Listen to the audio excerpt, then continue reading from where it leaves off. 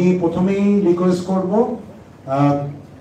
নাগরিক কোয়ালিশনের একজন মেম্বার ব্রেইনের আমাদের যে অনেকগুলো অর্গানাইজেশন আছে যেগুলোর মধ্যে voice for reform, brain, Sujan ছাড়াও বেশ কিছু সিভিল সোসাইটি প্ল্যাটফর্ম আছে। তো ব্রেইনের পক্ষ থেকে সুবেল এবং জ্যোতি রহমান একটি পেপার তৈরি করেছেন যেটা অলরেডি প্রথম আলোতে এসেছেন, সেটারই একটা ভার্সন সুবেলকে আমি রিকোয়েস্ট করবো যে প্রেজেন্ট করার জন্য। ধন্যবাদ।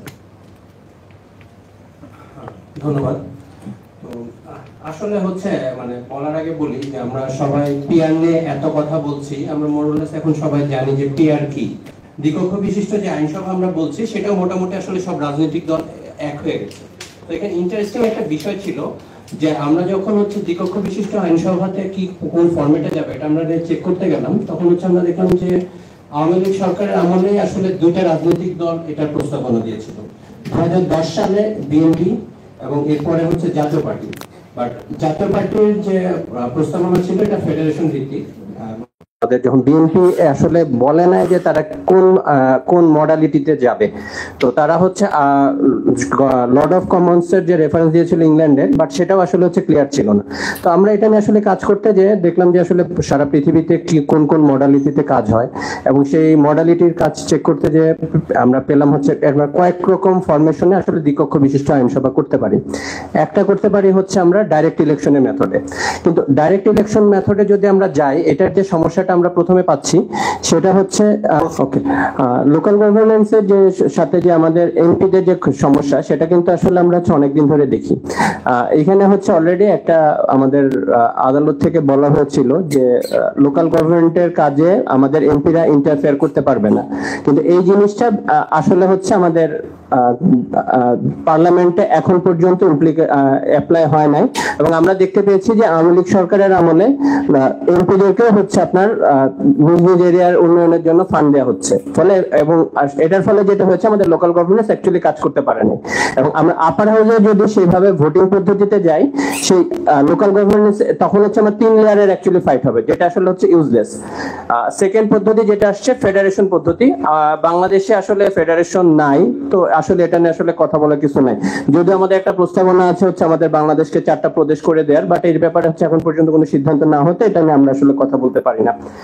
3 নাম্বার হচ্ছে যে হাউস অফ লর্ডস এর রেফারেন্স আমি অলরেডি দিয়েছি, কিন্তু বাংলাদেশে হচ্ছে আমরা সবাই সমতায় বিশ্বাসী, তো এখানে কোনো এলিট ক্লাস যেহেতু নাই, আমরা হাউস অফ লর্ডস এর রেফারেন্স দিয়ে বেসিক্যালি আমরা আপার হাউস তৈরি করতে পারি না। 3 নাম্বার যে পয়েন্টটা হচ্ছে এটা 4 নাম্বার পয়েন্ট যেটা আচ্ছা আচ্ছা আচ্ছা ঠিক আছে।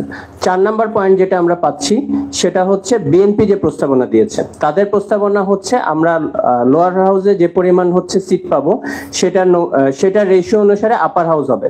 বাট এখানে আসলে হচ্ছে যদি সেটা হয়, সাপোজ আওয়ামী লীগ হচ্ছে আপনার গতবার 230টার উপরে সিট পেয়ে যাচ্ছে, তো আলটিমেটলি হচ্ছে আপার হাউসে হচ্ছে আলটিমেট মেজরিটি চলে আসবে, এবং সেটা আসলে হচ্ছে আমাদের কোনো কাজ হবে না। লোয়ার হাউসে যে ডিসিশন হবে আপার হাউসে সে ডিসিশন হবে, এবং আলটিমেটলি এটা আমাদের হচ্ছে নিজেদের ট্যাক্সের টাকা দিয়ে আমরা এক্সট্রা লোক পালন করা হবে।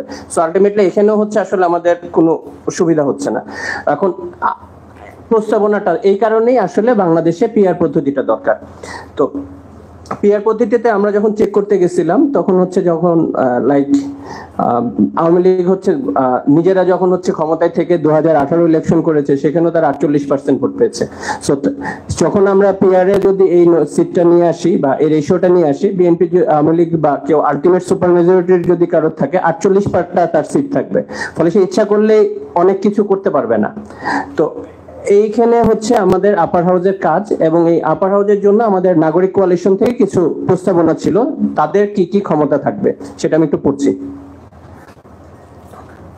সো নাগরিক কোয়ালিশন উচ্চকক্ষ কখনো আইন প্রণয়ন শুরু করতে পারবে না, এটা শুধু নিম্নকক্ষ করবে। তবে সংবিধানের 81 ধারার অর্থবিল বাদে অন্য যে কোনো আইনে মতামত দিতে পারবে। সংবিধান সংশোধনের ক্ষেত্রে 2 কক্ষের অনুমোদন লাগবে, এটা খুবই গুরুত্বপূর্ণ, কারণ 40% ভোট পেয়ে কেউ যদি 2/3 লোয়ার হাউসের সিট পেয়ে যদি হচ্ছে সংবিধান চেঞ্জ করে ফেলতে যায়, এটা আসলে আমাদের অবশ্যই আটকানোর ব্যবস্থা থাকতে হবে। তারপর উচ্চকক্ষের মূল দায়িত্ব থাকবে নিম্নকক্ষের সাথে একটি তদারকিমূলক সম্পর্ক তৈরি করা। উচ্চকক্ষ কোনো বিলের বিষয়ে নিম্নকক্ষের সাথে একমত না হলে সেই বিল আবার নিম্নকক্ষে ফিরে যাবে এবং সেখানে তা নিয়ে চূড়ান্ত সিদ্ধান্ত হবে। কিন্তু সংবিধান সংশোধন, জাতীয় নিরাপত্তা সংক্রান্ত চুক্তি, যুদ্ধ ঘোষণা সংক্রান্ত বিলে নিম্নকক্ষের সাথে উচ্চকক্ষের কোনো অনুমোদনে বাধ্যবাধকতা থাকবে না। থাকবে।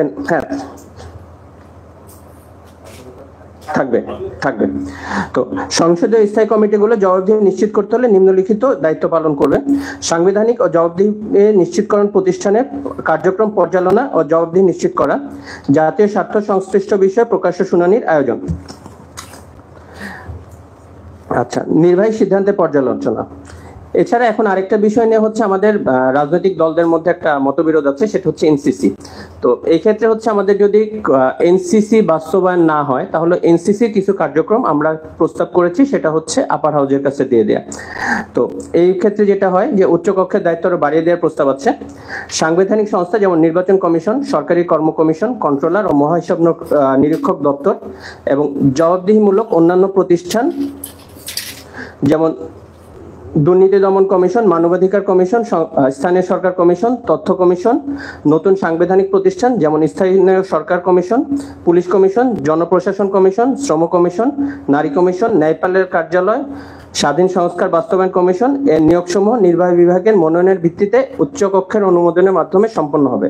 এটা আসলে এনসিসি কাজের মধ্যে ছিল, যদি এটা আসলে উচ্চকক্ষের মধ্যে চলে আসতে পারে। এখানে হচ্ছে আমরা একটা জিনিস বলছি যে অ্যাটর্নি জেনারেল ও প্রতিরক্ষা প্রধান সহ নির্বাহী বিভাগভুক্ত যে পদসমূহ সেটা অবশ্যই সরকারের নিয়োগ দিতে হবে। আর আরেকটা জিনিস আছে যে উচ্চ আদালতের বিচারপতি, এটা আসলে কমিশন নিয়োগ করবে। তো উচ্চ কক্ষের স্থায়ী কমিটি তা শুধু মনোনয়ন যাচাই করতে পারবে। তো এটাই হচ্ছে আমাদের আসলে প্রস্তাবনা। এখন আপনারা হচ্ছে আমরা আরো আলোচনা শুনি এবং তারপর দেখি কি হয়। ধন্যবাদ।